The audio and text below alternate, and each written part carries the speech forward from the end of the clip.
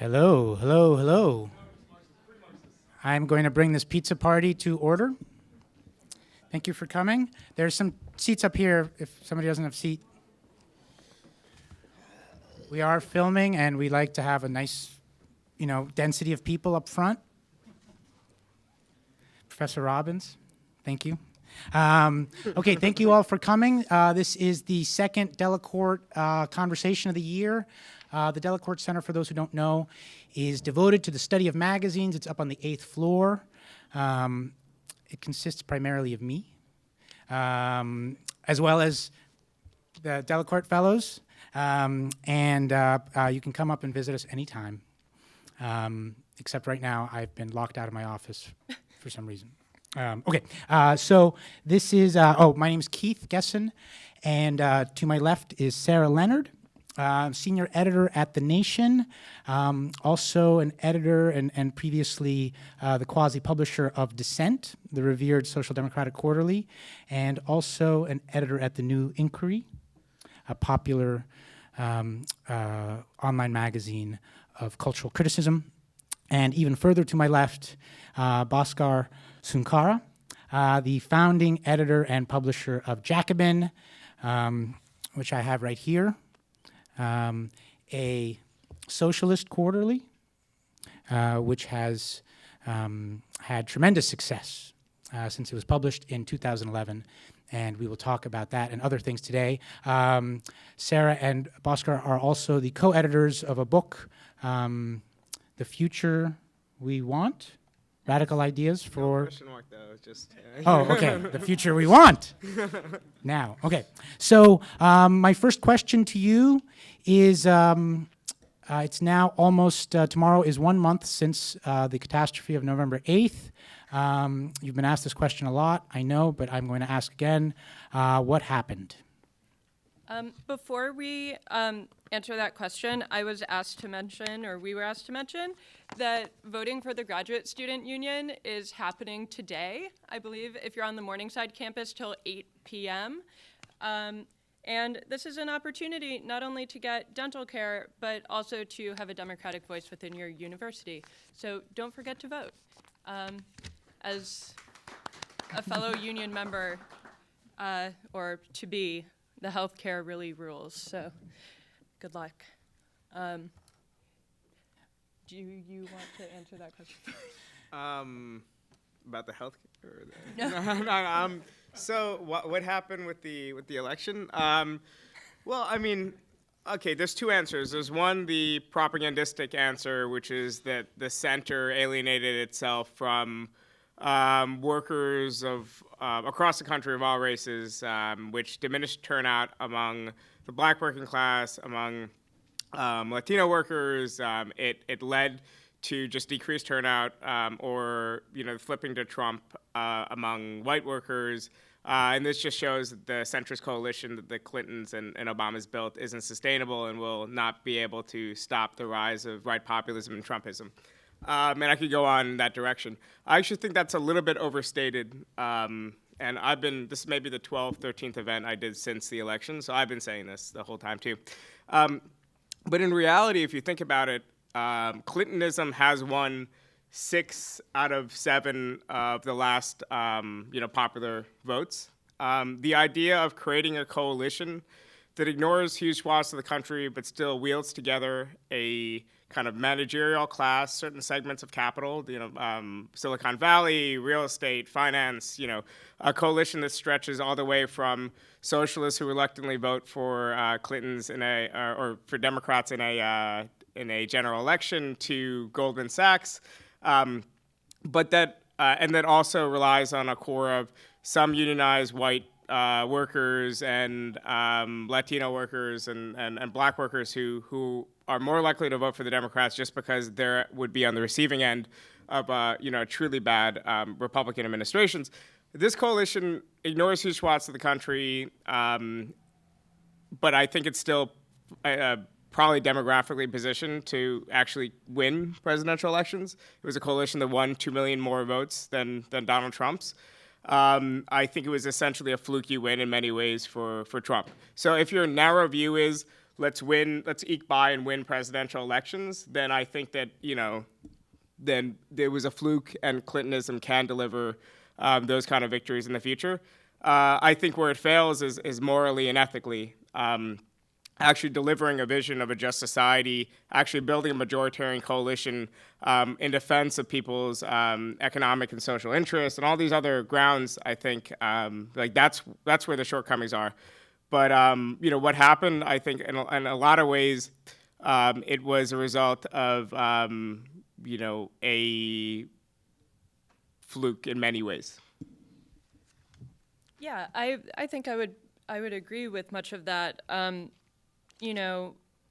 What we've had in the U.S. for a while is a situation where people are pretty dissatisfied with their circumstances. People haven't really recovered from the recession. So even if they're not, scraping the bottom of the barrel, they're doing worse than they feel like they should be. And we're, of course, looking at the first generation that's going to do worse than their parents. So people don't feel good, right?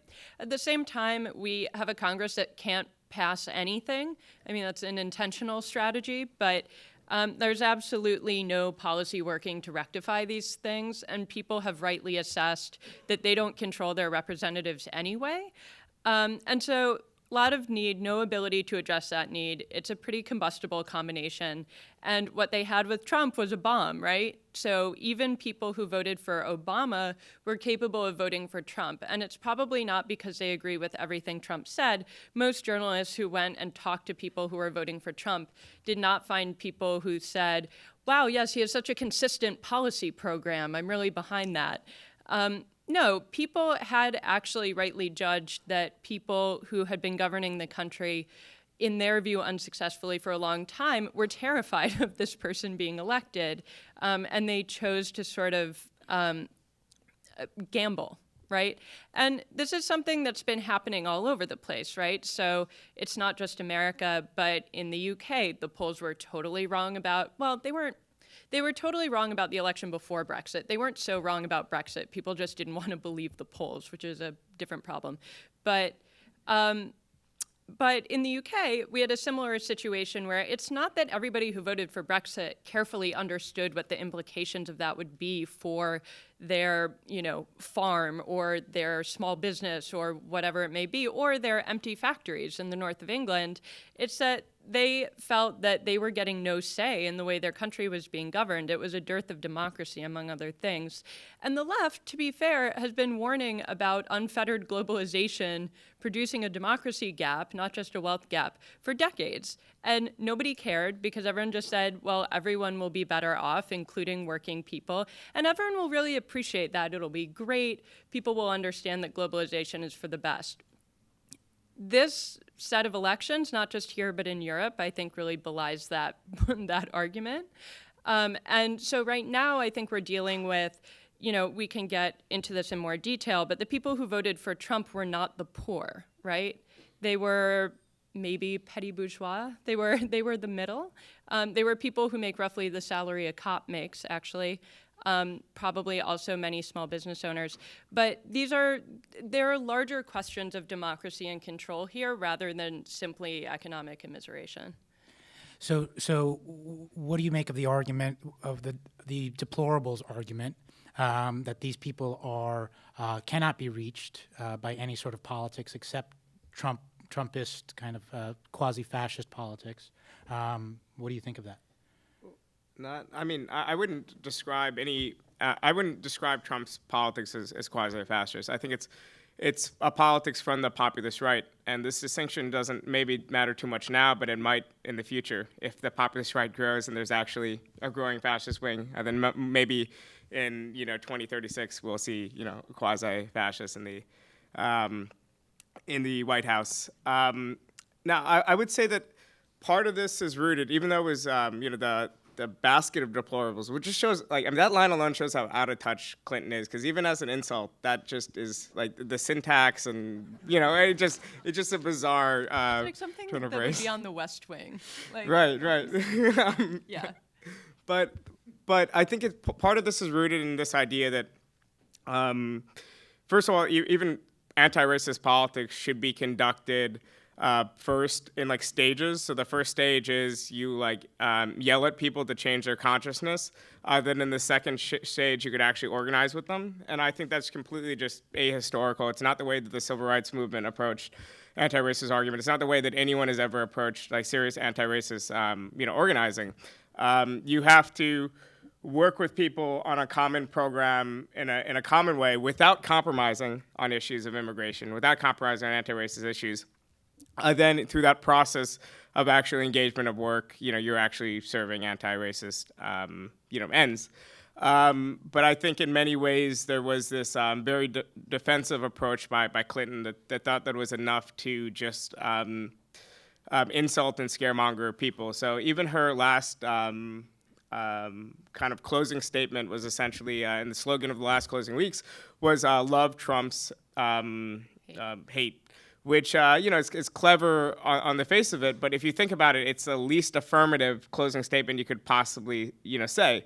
And in a way, jobs, jobs, jobs, drain the swamp is a lot more compelling than that. And even the line of "Make America Great Again" is far more compelling than the reply of Obama and Clinton that America's already been great. Because it obviously hasn't been great for people who's been suffering for the past few decades under stagnating wages, who've been hit the hardest by the recession.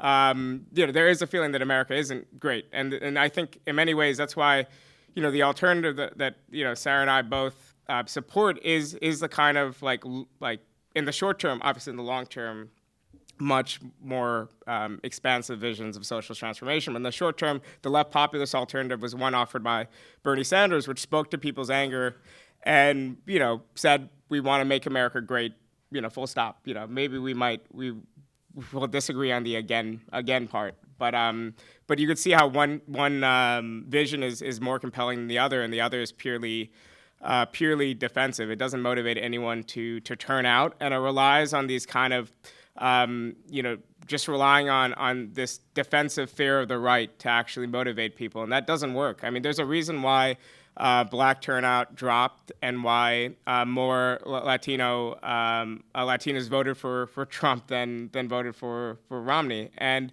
if you were within Democratic Party circles, there was often this very for lack of a better word, very tokenistic view of what demographics were going to turn out and for what reasons. And I think they got punished for that. And we all have to pay the consequences for their hubris. And I would just add to that, there seemed to be an impression within the Clinton campaign that they had history on their side because she was female.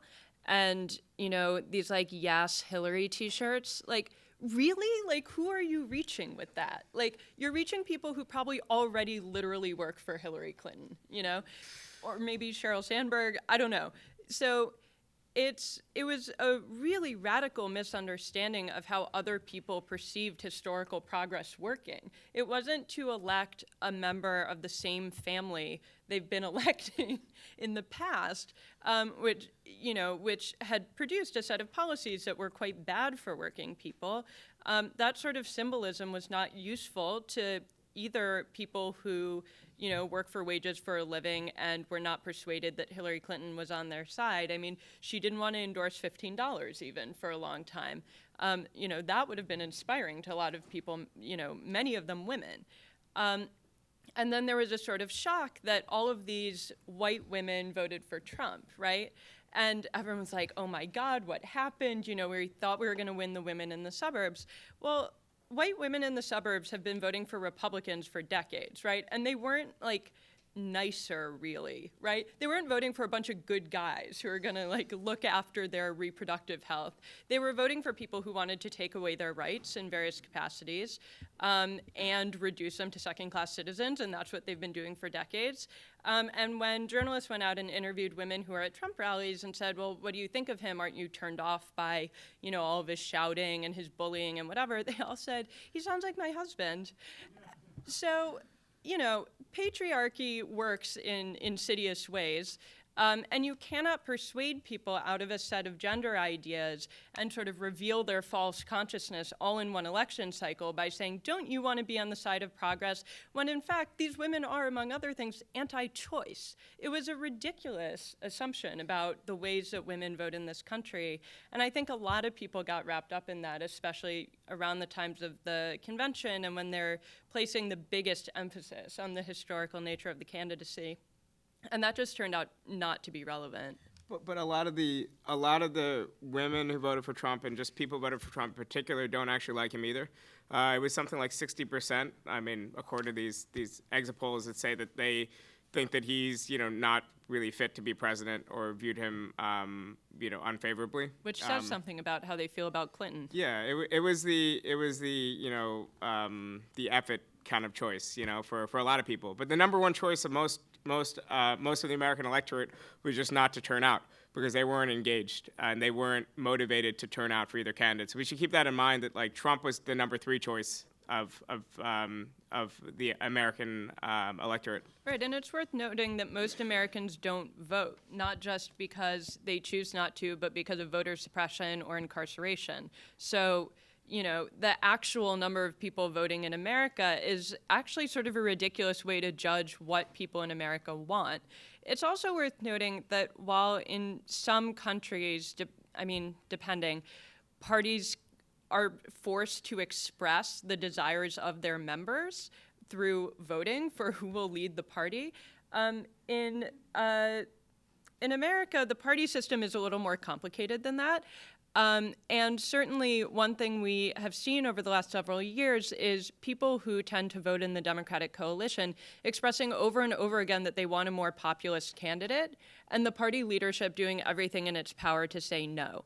And so we get a populism on the right that's very empowered, shall we say, and on the left, whether it's the US or the UK, you get strong efforts within the left of center party to crush the left wing of its own party. And you see that in the challenges to Corbyn and to Sanders, when it seems like if the party were trying to win instead of being sort of governed by interests within itself, like the Clintons, and being devoted to getting those people elected, they might have chosen a more populist candidate. And this is not to say that I think, we just had to vote for Bernie or for Elizabeth Warren and they definitely would have won. I don't think we know that.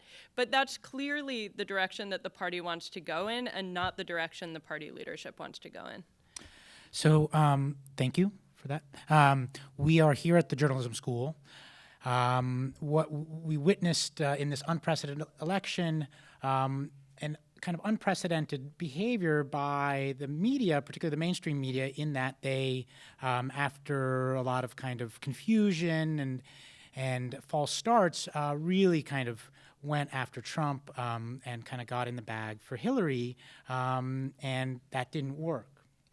So the Nation and Jacobin are clearly not places, and now a lot of these outlets are worried that they went too far. They've begun having self-examinations. I think they did fine, actually. But so obviously Jacobin and the Nation are not places that worry about being too partisan, and yet we lost, right? So how do you think about, what can the Nation, what can Jacobin do? How do you see your role in resisting Trump and promoting the goals of socialism or democratic socialism? How do you do that? It's a complicated two-part question. Okay, well, first, I think there's this idea that that the media is responsible for what people think to a larger degree than is true, and I think it's really presumptuous and often on the part of journalists really smug. Like, we're all like, we need to set the tone for people. Like, come on. Like, we're dealing with adults. It's not the media's job to set anyone's tone. The media's job is to provide information of various kinds. That's our role. So depending on what type of institution you are, you do that with greater or lesser so-called neutrality. I mean, the Nation, as you say, does not have to abide by any sort of pretensions to neutrality, which is nice. And so I think the Nation and Jacobin actually function a little differently on this point because the Nation is a pretty big tent on the left. So we have people representing everything from, the middle of the Democratic Party to a socialist position like my own, and any number of things in between, and maybe even some things that would claim to be to my left. I don't know. So we end up being a place where people have arguments about about someone like Hillary Clinton. We'll have someone like Joan Walsh, who is a Hillary supporter, and we'll have, someone like Kathleen Geyer, who thinks that's totally ridiculous, and they'll kind of have it out. I think right now, in as much as publications can be useful moving forward, it's in, I guess, 2 points. One is political education. One thing that we tend to have lost on the left is a sort of deep knowledge of our past and of organizing efforts in the past, political ideas that have been in development for years, because as left institutions falter, including things like labor unions that used to do political education, it's harder to pass on that information and for people to have the resources they need when they're organizing. The other thing is, at least at a place like the Nation, we do investigative work. So we can choose where to put those efforts. Now, one thing to do is to just try to get in Trump's face, and he's going to be, selling off parts of the government. Obviously, that requires an investigative capacity, although it might be more on the scale of the New York Times. Something I'm interested in is there are organizing efforts like Black Lives Matter, where there are particular areas being targeted. So Chicago right now is a hotbed of really, really strong left organizing and activity. So you have a radical teachers union, which is absolutely amazing. You have BYP 100, which I think is one of the smartest, most sophisticated parts of the movement for Black Lives. And all of those groups that work on different issues got together and got rid of a terrible prosecutor, Anita Alvarez, who was bad for protesters, bad for Black people in that city, bad for really anyone entering the criminal justice system, deeply punitive and terrible. And so she could lose an election. And so we have the capacity to go and investigate some of her worst cases and start publishing about that. And when we publish there, we have a larger effect than when we, do it somewhere where there's no ongoing political action to connect it to. Because political trends are set by people, they're not set by magazines. We are but a part of that activity. And so by focusing our efforts in that way, I think we can have a larger impact and formulate ourselves as part of a movement rather than as, some separate institution that's sort of like trying to tell people what to do or how to talk. Yeah, I agree with what Sarah said, except we're a big tent too. We go everywhere from like right Eurocommunism to like left Eurocommunism. We're all it's hard a broad to know tent. where they stand. But I would say that one of the whole media strategy of, let's say, shaming Trump, or the whole Huffington Post thing of putting him in the entertainment section and whatever else. I mean, it just That'll show was him. self-evidently ridiculous. And also, there was a degree of hyperbole about what Trump was saying or doing. Like, various Trump things were overstated enough that voters, you have someone who's, let's say, on the scale of like evil in the world, like an 8 out of 10, and I think segments of the media were painting him as a 9 out of 10, and that made people think that, oh, he's not that bad, he's just getting a bad rap, so I think the real danger here is to look at like Italian politics and look at how a person like Berlusconi could come into power, and how he could cement a pole of politics and push the whole entire political spectrum to the right. Berlusconi was a buffoon, like just as buffoonish as Trump, and personally maybe a little bit more insidious. He's not like Farage is actually an intelligent guy. He's more dangerous. But Do you hear he's moving here? Farage? Yeah. Oh well, I'm pro-immigrant, and especially in this era. I think we all need to be. We need to build a wall just yes, around Farage. So the approach of the Italian center left, with support of Rifondazione and other elements of the far left, was to say, we're going to create the broadest coalition possible to defeat Berlusconi, and that means that a lot of this effort was done through like the Clean Hands movement, through the courts and through the media. And it didn't work, and it wasn't a way to actually build politics, and that's what I'm afraid of. I'm also afraid of getting into a political situation, to use another European example, like you have in France, where you have a center that is continually drifting to the right, but a center that is still able to beat the populist right in the second round of presidential elections. But you have a populist right that's now the only anti-establishment voice that's visible, especially in the second round of these elections. So, that's the danger I think we're drifting towards. That's why I think, I'm not someone who is any sort of ultra leftist. If I was in a swing state, for example, I openly say I would have voted for Hillary Clinton without much hesitation. But I do think that right now, if you're on the left or in your left media, your main enemy, especially in the next 2 months before he really gets in power, or a little bit less than 2 months, is actually the center. Because fundamentally, it's the center that will continue to be unable to thwart the rise of a populist right. And when I say that, I don't mean attack individual Clinton supporters or liberals. No, a lot of those people, like 2/3 plus of them, are part of the potential base for any further left politics, and 1/3 of Trump supporters are too.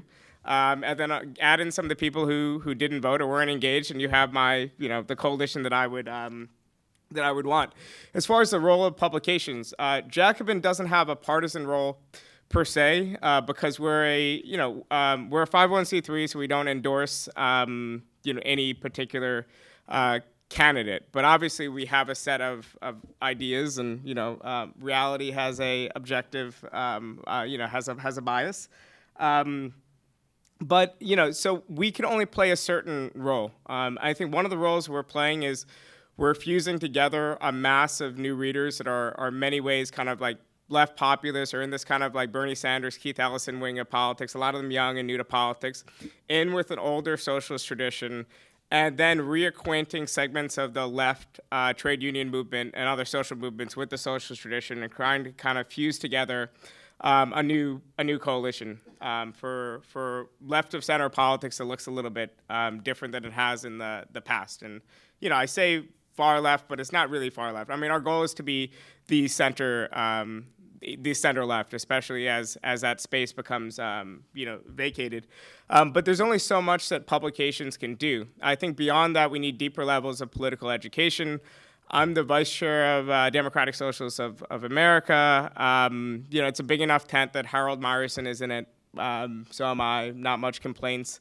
Who could you say who that is? Harold Meyerson was a former Washington Post columnist, and for many years, the only socialist national columnist. Actually, for a while, Alexander Cockburn once had a column in the Wall Street Journal, believe it or not. So there was more socialists in the past. Yes, right, exactly. So basically, we do that, and we also have a network of like 80 reading groups and so on. And I think this is where the politics and the deeper connections and ties actually happen. What Jacobin does is we kind of bring in, put forward a perspective not just for people on the left, but just generally are kind of ambassadors for a broad set of socialist ideas. And I think that's the way that we actually like beat Trump, is try to get like this new coalition of leftward moving Democrats and others to actually read, study history, be a little bit more serious about being actually involved in social movements and in political organizations. And I think that's where the battle is waged. It's not just the kind of day-by-day accounting of Trump's horrors. And in a way, what mainstream journalists who do that do, even though some of that work is definitely valuable, reminds me of what the most kind of impotent parts of the left have historically done, which is kind of speak truth to power or bearing witness and so on. Like our goal is this kind of moral and ethical goal of telling the powerful that they're doing bad things. And there's this famous rejoinder to that you don't need to speak truth to power because power already knows what it's doing. So I think that's really the role of, that's how I view what we do. It's largely education and propaganda. And the way in which we make it more accessible to people who aren't already on the left is we try to be rigorous and empirical to the point, and accessible to the point that lots of people who read us, I would assume, because we have a pretty large online readership, are not socialists. If they were socialists, we'd be in much better shape. Okay. So how many print readers do you have? you print 30,000 copies? That's just our feature issues. Right now we have 19,000 print subscribers. We sell maybe 4,000 on newsstands, and we, table with or sell direct maybe 1,000. So roughly around 25,000. But if our advertisers ask, 30. Which is amazing. Amazing. Yeah, we used to have like 2 or 3.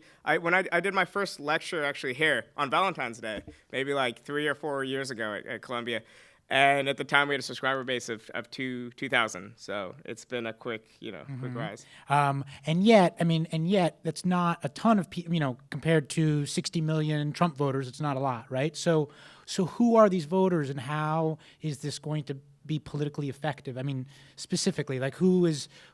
How do you imagine a voter or a reader of Jacobin reading the magazine and then, creating a political difference? Well, I would say this, as organized political forces, minorities can actually make quite a bit of difference.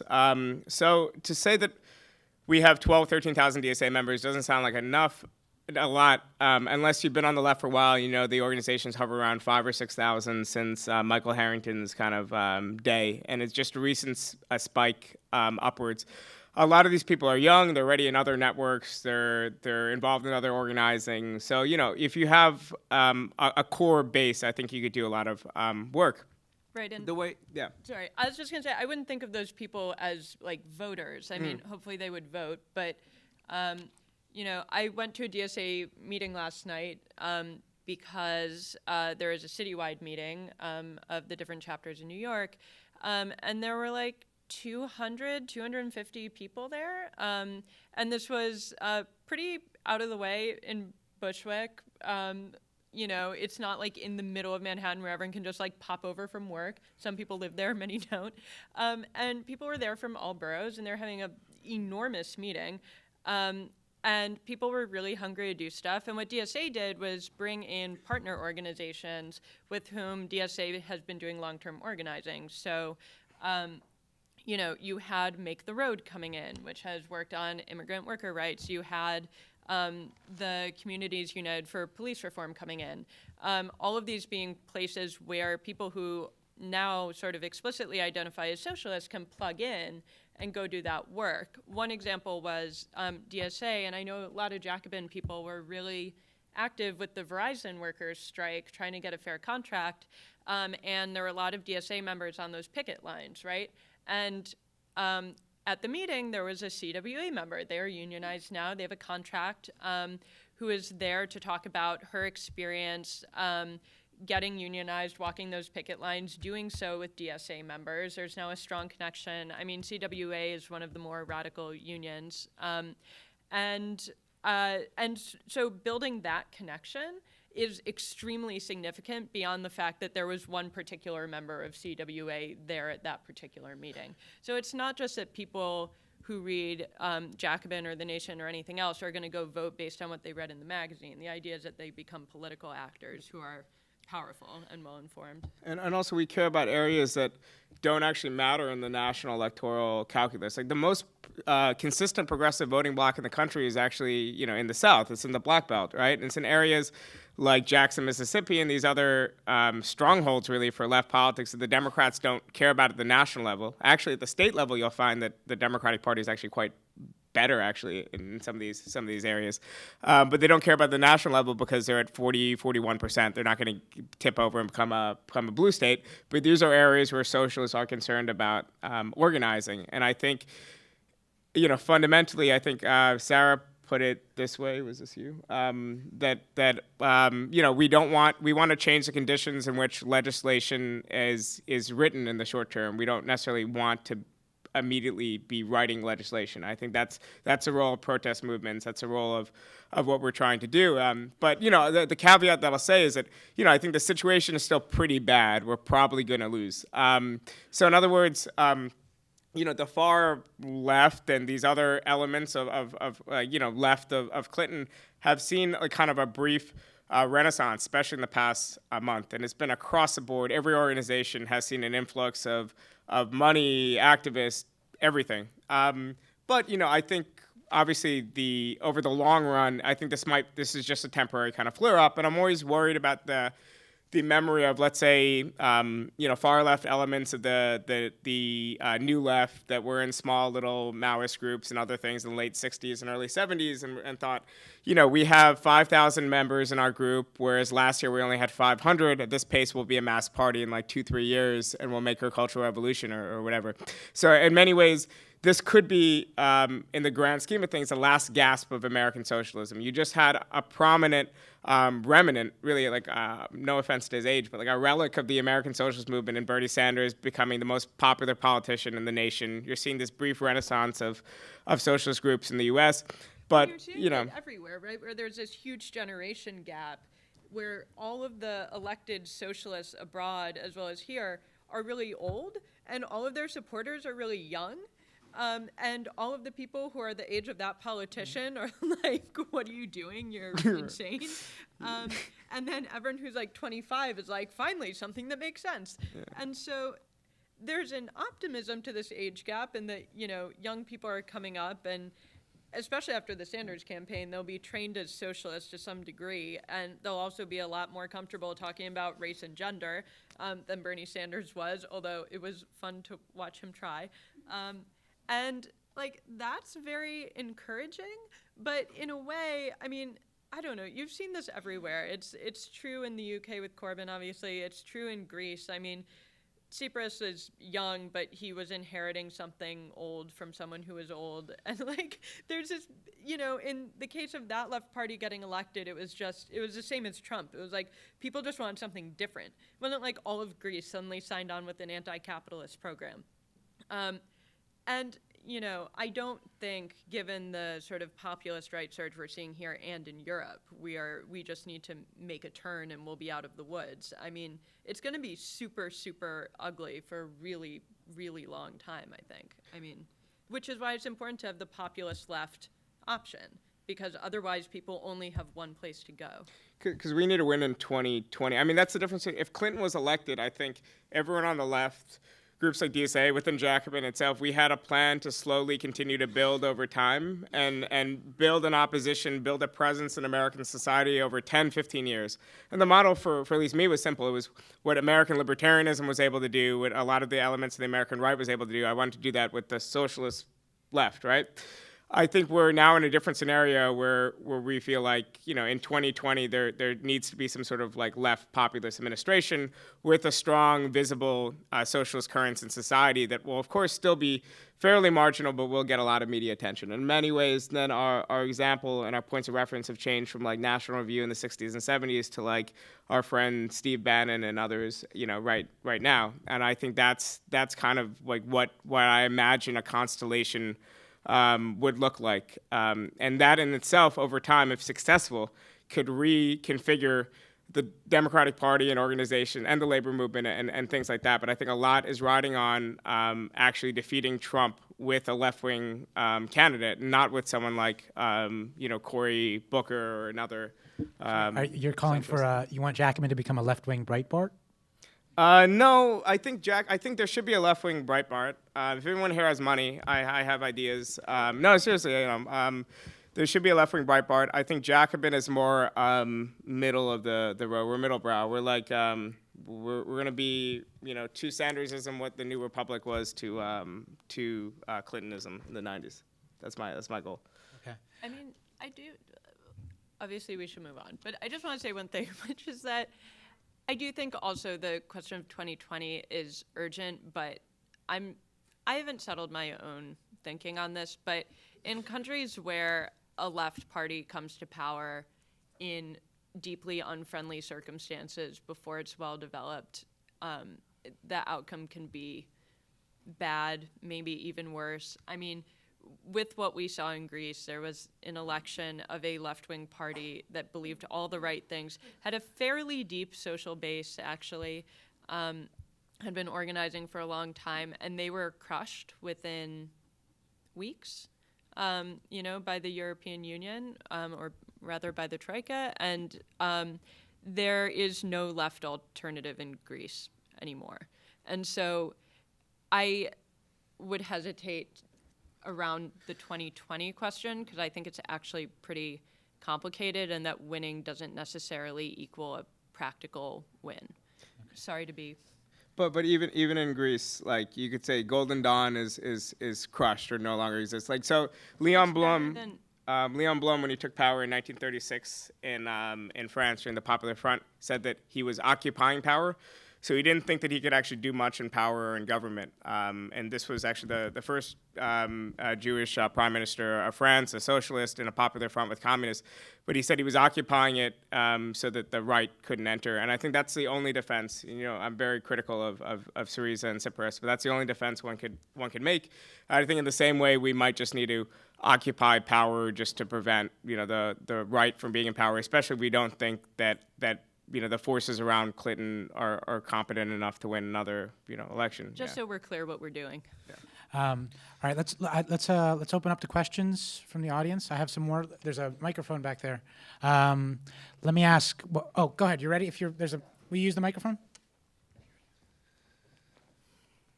My name is Vincent Brancato. I'm basically a citizen, a reader of The Nation.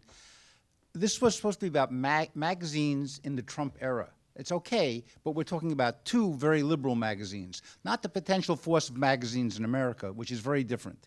And I do believe that many central people voted for Mr. Trump. And the question is, how do the mainstream magazines, in my mind, how do they react in this era when they'll have possible suppression and other questions? And so not to disrespect the two magazines, one of which I support and also Nation Builder, but basically I'd like to have a discussion of how we see magazines being an effective force in the coming 2 to 4 years. 2 years, because maybe the midterm changes things. Okay. Thank you.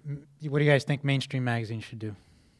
I don't see any suppression necessarily coming. I mean, I don't. I think it's a trick. I mean, partially to just drum up money for publications to say our journalism might be under attack from the government. I don't, and also I don't think people should be donating necessarily right now to journalism. You should be subscribing if you want, but donate to immigrant rights groups and others that actually need the money. I think things will kind of continue as is for most publications. The extent you might get suppression is through various things like postal permit statuses and stuff like that, and intense scrutiny around the political activities of particularly nonprofits that skirt the line of our 501c3 laws. And this is basically what the Obama administration did with lots of justification to the Tea Party type constellation, and he got a lot of flack for it. But I think maybe you might see something similar to that. But I don't think there's any danger to publications. I mean, we'll see. There might or might not be. But, it has triggered people to get their security practices under control in terms of dealing with surveillance from a journalistic perspective, which is actually extremely important and something that a lot of magazines have not taken seriously under the Obama administration, but may do so under Trump. So, at The Nation, for example, we're revising our security practices around encryption and will continue to do so. Another thing, this I know seems tangential to your question, but there are a lot of efforts right now to unionize publications, and I actually think that's going to be very important in the Trump era, because for journalists to have the security to do the work that they think is important, and for publications not to be meaningless content mills, actually unionization is extremely important. We're seeing that now at places even like Vice. And then more broadly, what publications should be doing. I mean, there is going to be so much to investigate in the coming 4 years. I mean, publications should do their jobs. Spend the money on investigating, what this cabinet from hell is going to do to people. Go and cover the sanctuary movement that's going to arise to try to prevent mass deportations. There is plenty of work to do. And what we don't need is, Tom Friedman writing another column that's this is Ivanka, she may be persuadable on the environment. It's of all the pointless smokescreen nonsense, give me a break. Anyway, so I think producing increasing amounts of sort of like middle of the road territory is going to happen no matter what. But the real work that publications that have resources can do in terms of both investigating wrongdoing, which, we need to know about, B, activists specifically need to know about, and C, we need to file lawsuits and gunk up the administration. That's going to be very important. And then taking very seriously what resistance looks like. And the mainstream media clearly failed to cover large swaths of America leading up to this election, especially the sort of quasi-middle class. I mean, these terms are pretty fuzzy because they're defined by pollsters, but that voted for Trump. There's actually a lot of information we still need and don't have. And I don't think you have to invent a whole new mission to do that work. Thank you. Hi, my name's Chris. I'm a student at the journalism school. I'd like to preface this question by saying my only 2 magazine subscriptions right now are The Nation and Jacobin. So I was pretty geeked when I heard y'all We're were 2 coming for here. 2 on the speakers. Yeah. And I've actually been wanting to ask this question for a while. It's directed at Bhaskar, but it's for everybody. You, and not to go into the archives too much, but you wrote a couple years actually in The Nation about the technocratic liberals and how they kind of refuse to adopt an actual ideology, like an actual progressive ideology. And in this period of election blaming, we can see a lot of for lack of better words, right-wing co-optations of socialist critiques of liberalism. So how do you see, after the results of the election, the condition of this left liberal coalition? Well, I think fundamentally we have to point out, if we're going to use the old terms of liberalism and reform liberalism, I think the narrative has often been pushed by a lot of people, including part of The Nation, not the Rowan Carey, Sarah Leonard part, but the Joan Walsh part, that there's a bunch of socialists and other ultra leftists attacking liberalism. But in fact, we all just rallied behind, in various forms, Sanders. And Sanders and his coalition actually reflects a reform liberalism, right? So in many ways, I think there is a coalition. I think that's kind of the role of a socialist movement in the U.S., to be on the left flank of pushing a reform liberal broad movement towards more class consciousness and confrontation and so on. And so I think that's what we're doing. The problem is really with a segment of the not just the Democratic Party or DNC leadership, but the network of NGOs around it. There's a whole bureaucratic kind of apparatus. It's actually the only people, as far as I can tell, in the entire world committed to kind of this third way approach politically and intellectually.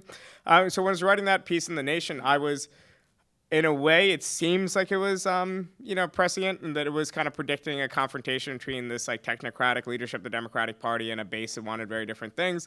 But it was just kind of wishful thinking, at the time, and a hunch. But I mean, I think that's how politics, in many ways, is formed, right? I think, probably the best political line I've heard in the past, decade plus has been from Karl Rove.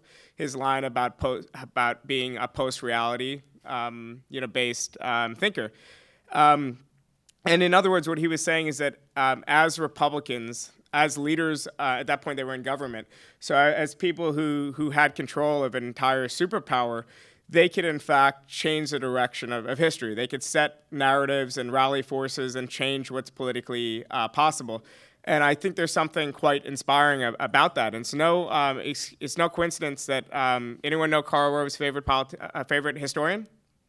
It's Eric Foner, and he also likes Philip Foner too. So he likes the lefty historians. He knows a lot about the early history of the Republican Party. I think the most revolutionary party in history. I would give them that mark over even the Bolsheviks. So I think that there's something kind of to that. So I think there is some semblance of a divide, or more than that, I think it's more just kind of a dejection of a lot of people who feel like, all right, I have to vote for the Democrats every 4 years when I'm not thrilled about it. But once you actually present them with an alternative, your Democratic Party could be better, or could be different, or it could push for a different set of ideas. I think that actually creates a divide, even if one didn't exist, before. Because so a lot of the people who personally were actually okay with the Clintons, like a lot of Democratic voters, got behind Sanders, and then started to really see the difference and see real hostility towards aspects of the Clintons' program, or just their general approach to politics. Thank you. Okay. Hi, my name is Bill McGowan. I'm a journalist and an author. Thanks very much for this panel. I've been a journalist for more than 30 years. I guess professionally now haven't covered, but I've been alive for 9 presidential elections. I've been writing about identity politics for 25 years. One thing that struck me about this election and the coverage of it, I have never seen analogies, Hitler analogies in particular, being thrown around so gratuitously, and from really serious people who kind of meant it. I mean, Jonathan Chait, Leon Wieseltier, Bret Stephens, Tom Friedman even, Paul Krugman, Roger Cohn. I wonder if you 3 could comment on the political and maybe the moral propriety of those analogies, the efficacy of them, whether they changed anybody's mind, and also, just the credibility impact of that. Thanks. Yeah. Yeah, there's a lot of Hitler in this election. Sometimes I thought it was just because of the real golden rule of the internet, which is that, Godwin's Law. Godwin's Law, thank you, which is that everything will eventually be compared to Hitler.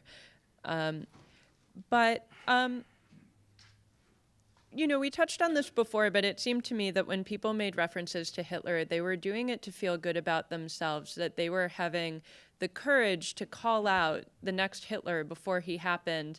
And they weren't afraid to say that Trump wasn't just bad, he was like super bad. And the problem with the comparison is that it doesn't actually describe anything. I mean, he might be, I guess, we don't know. But it doesn't help us explain what's actually happening to call him Hitler. And in fact, it prevents us from digging a little deeper and seeing what, the ways in which he not only may be different from Hitler, but has actually constructed a specific coalition and set of policies. I don't have a moral problem with it. I mean, he's a scum. People can call him whatever they want.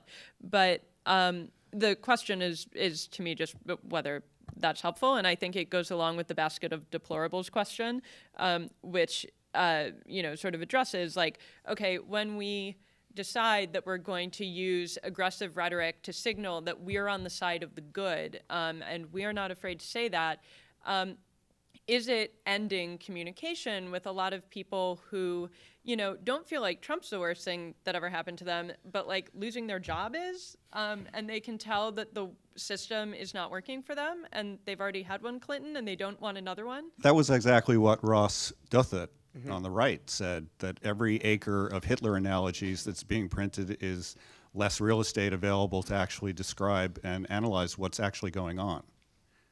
Well, me and Ross, Thank you.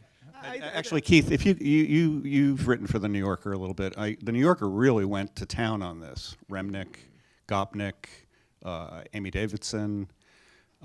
Very few people. I mean, George Packer and John Cassidy had some things, but I'm just curious. People who think that politics is just morality discourse. It's not. But Hitler's a little different. I mean, it really is the coin of a certain realm, and to use it in a way like that, I think it's.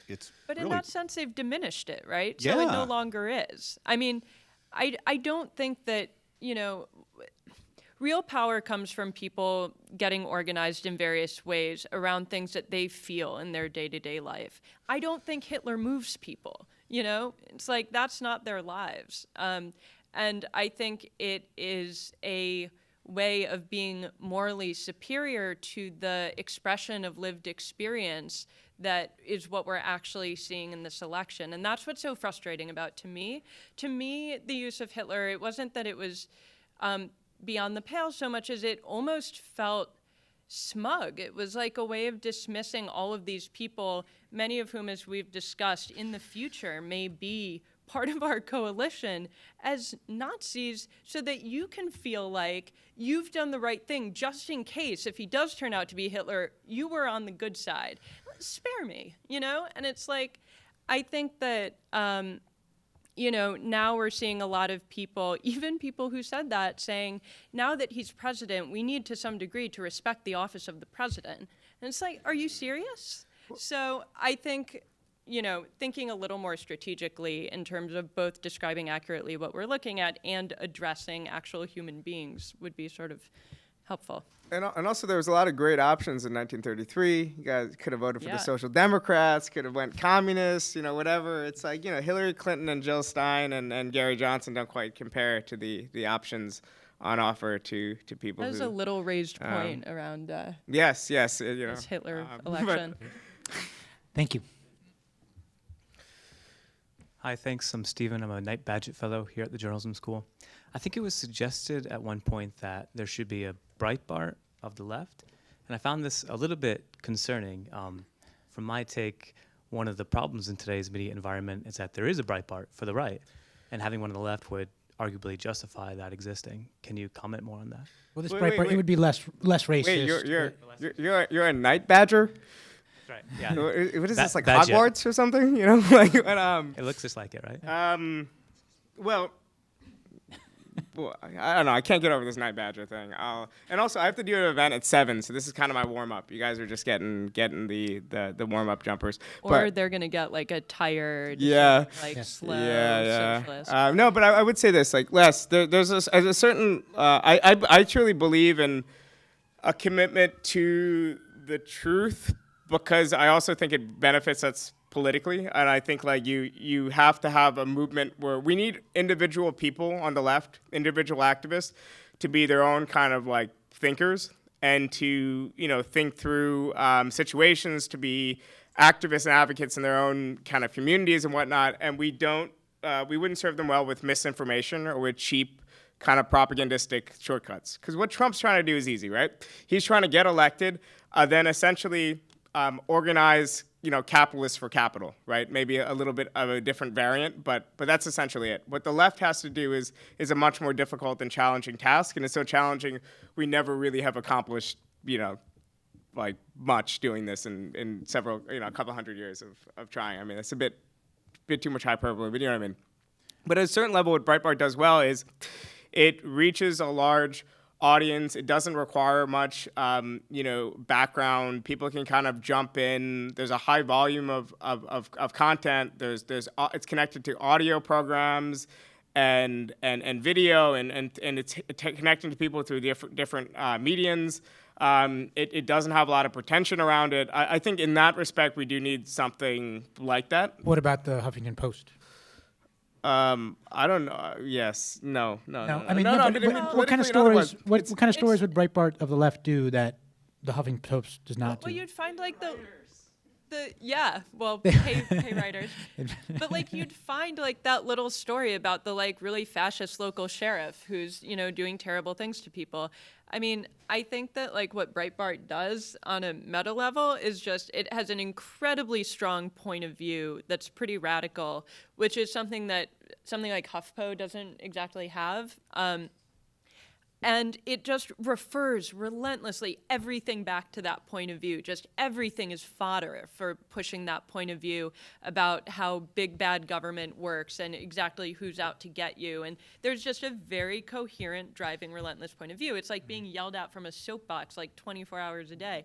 So like, I don't know if I would like enjoy that site personally, but I see the compelling value of it, especially one that doesn't lie. Which is also Appeal to Reason. I mean, Appeal to Reason was the number 3 to number 4 top circulation publication in the entire country. It was one of the top circulation publications in the world during its time, and it did have this kind of paragrapher kind of style of relentlessly relating things to a worldview. But it had its power because it was connected to an actual movement, a party, and an ideology. And I think that's what Huffington Post and liberal venues don't have. We don't know exactly what the solution is, but we have a broad sense of it. and I don't think we should be afraid of kind of saying that. And I think in times of uncertainty, like, people do want that degree of certainty, and they do want a message that fundamentally can be boiled down to an almost demagogic, and I didn't take like Latin or anything, but speak to the people. It doesn't sound too bad to me. Idea that you don't have enough and you deserve more. That's a left-wing message, and the only difference is, and there's people standing in your way from getting the things that you deserve. Our people are different than Trump's people, right? We're not scapegoating people. We're pointing to the actual people who hold political and economic power in this in the country. But that certainty and that message, I think, works in this time. And if you think that's it's a potentially dangerous message if you're afraid of political polarization or things like that as your primary concern. But I think things are moving in that direction anyway. The question is, are you going to have a left kind of poll and alternative, or are you just going to have one on the right, then a bunch of New York Times journalists in the center? All right. Do you have a question also? Good. Okay. These are the last two. Okay. Right. No. Oh. Those are the last two. Okay. This question's about magazines. How do you balance this need to get this information and political view out there with like the really tough online advertising economy, and like paywalling stuff makes it harder for people to share or read, and what do you put in the physical magazine versus online? It just seems like a really difficult balance to strike while still being economically viable. And do you think that'll get worse? Oh man, subscriptions go up so much during Republican presidencies. It's actually like already up. Famously, George Bush was the best ever president for the nation. What's bad for the nation is good for the nation. Exactly. So we're not too worried about subs right now.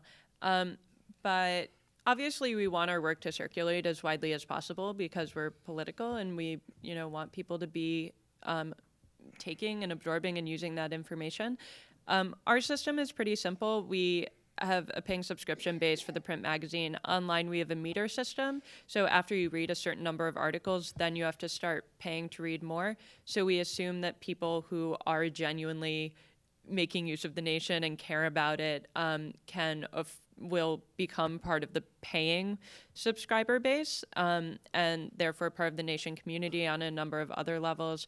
And we also have a pretty big small donor base. So the nation is fairly community supported in that way. And we think that, we have people who work on our fundraising and stuff as part of the business operation of the magazine. But that has worked for us. Advertising has never actually been a huge part of what the nation does. But amusingly, the nation has a long-running policy that we don't make any political decisions around our ads. So sometimes we print like crazy ads. None, like, you'd have to be pretty dumb to try to advertise right-wing things in the nation. Like, that's not like very good targeting. But we have occasionally published like crazy ads for crazy books because we have no rule on this front. But that's basically, we expect people who are members of the community to be invested in it and to pay some money for it. The economics of small publications, particularly magazines and journals, are actually quite good and quite easy to figure out. Jacobin isn't huge. We have an operating budget next year, maybe a little bit shy of like $850,000 to $900,000. But for a Marxist magazine, it's not bad. And we just do that because of a model of a high degree of web traffic. So in the past month, maybe 4.5, close to 5 million page views. And if you have a frequent volume of content of 4 to 5 pieces per day, you draw that traffic, and then even if only, let's say, 2% of your online readership is becoming paid subscribers, that might equal 25,000 or something like that, and that's enough to sustain the operation. So essentially, it's very similar to the model for if any of you ever use Evernote or one of these programs that have freemium features, it's the same thing. A large variety of people will get by just reading online and be fine. Other people want the print magazine. We rely on kind of those people and there being enough of a percentage. And for online advertisement, we have pulled away from a lot of online advertisement, partially because it's bad for branding, and also because if the print magazine conversion rates are so high, our stock ads actually might be more viable selling merchandise and selling the magazine than selling other people's stuff. So we have a New Left Review, frequent New Left Review advertisements and things like that. But they're more things that fit our branding, and we would want to give a subsidized space for. But it's actually pretty easy. What gets hard is if you try to build something without a print component, like an online-only magazine and whatnot, and if you're actually trying to build revenue off purely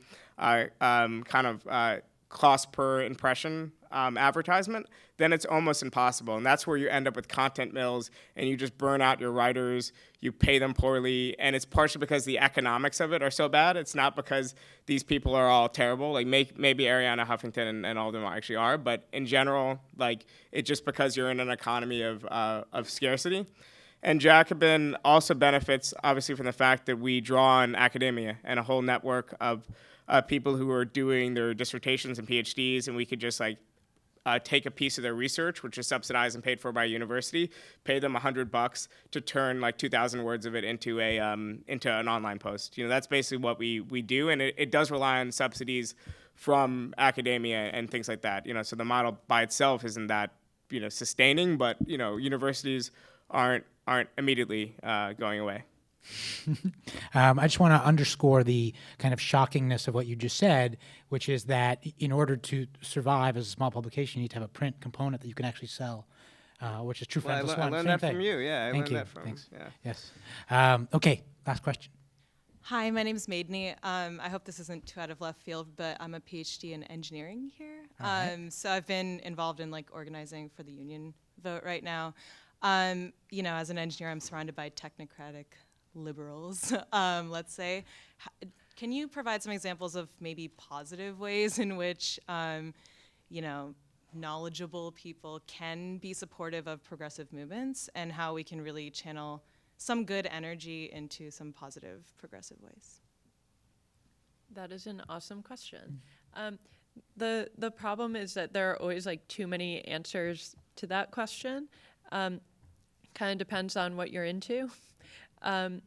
If you, we've been talking a lot about specifically socialist politics. If you feel like that's where you belong, one thing you can do is you can join DSA and then use DSA as a way to get into other stuff. So you can go there, and there are Brooklyn meetings, Manhattan meetings, whatever, and you can go and, if you're interested in doing work around policing or whatever, you can get into that. Or if you're, I don't know, maybe you're a really good writer, you can, every one of these organizations needs help, copy editing their stuff. There are little things you can do and big things you can do. But on all of the issues we've discussed, Trump being such a danger in, there are organizations that have been doing the work to fix those problems and to sort of do battle with the federal government over them for years. They're not new. So everyone's freaked out about Trump's deportations, and we should be, but Obama has also been deporting, and there are plenty of groups that are extremely well organized to tell you what to do on that front.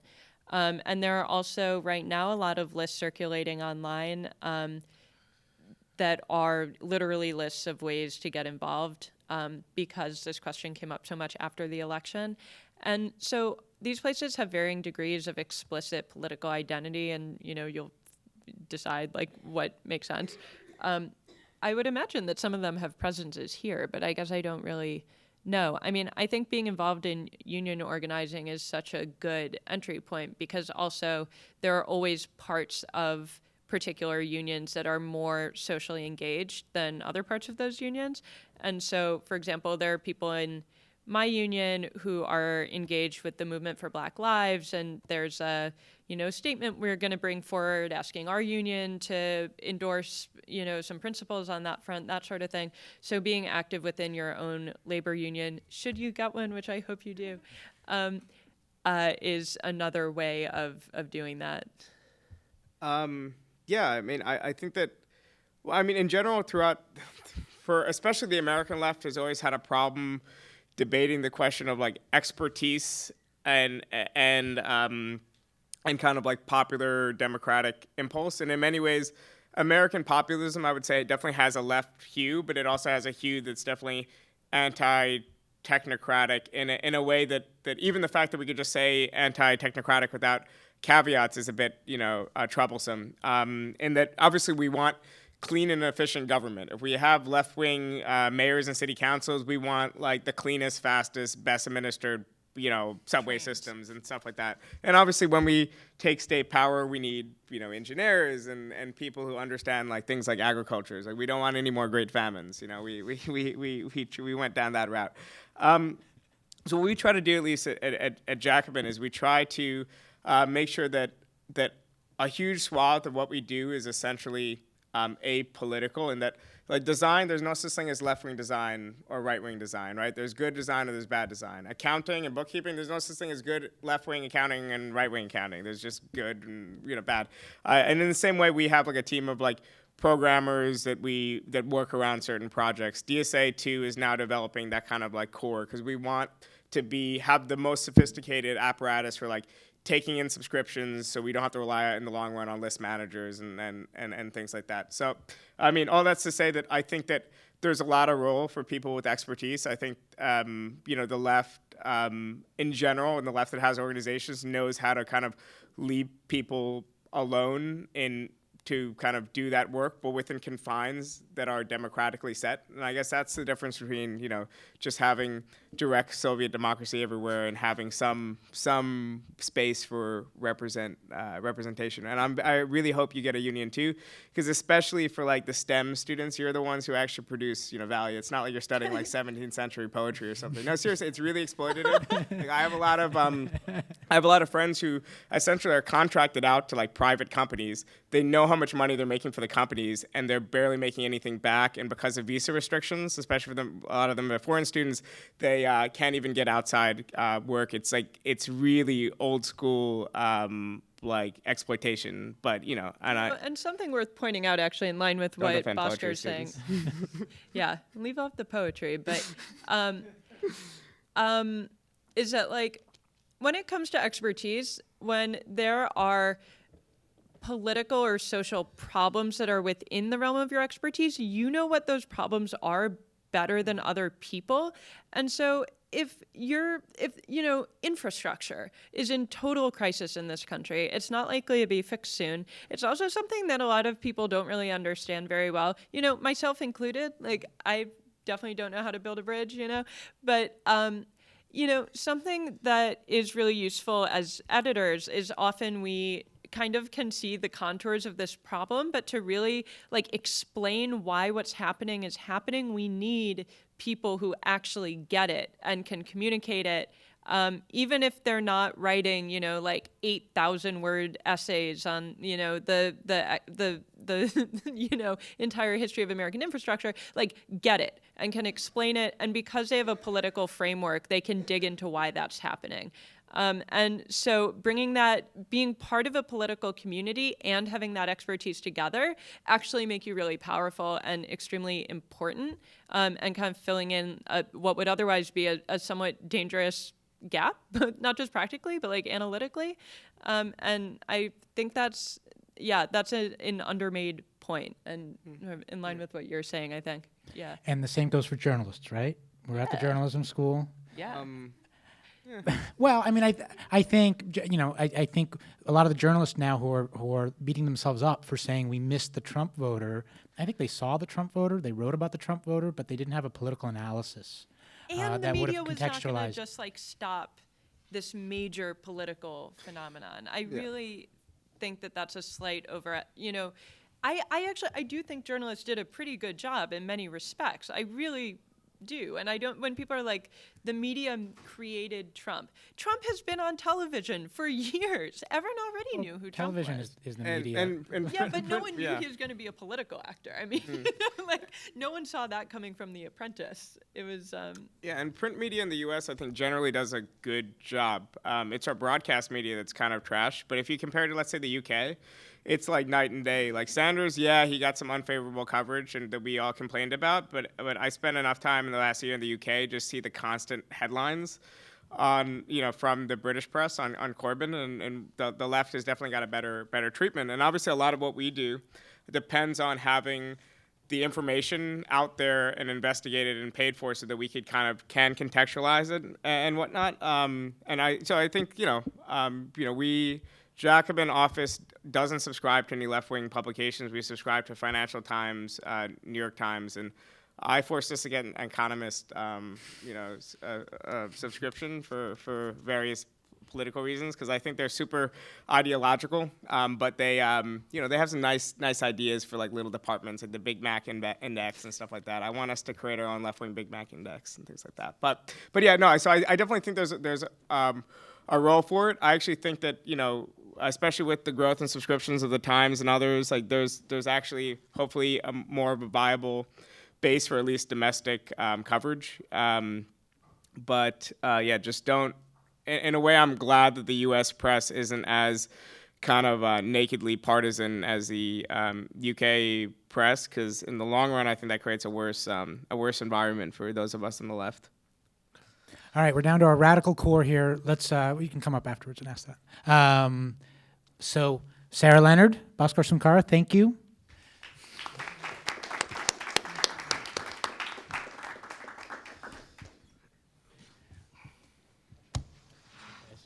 Hey. Are you going to Brooklyn? I'm actually going to an organizing meeting for putting up women who travel to New York to have late-term abortions. Oh. Put them up in my house. So I'm going to Midtown. Right.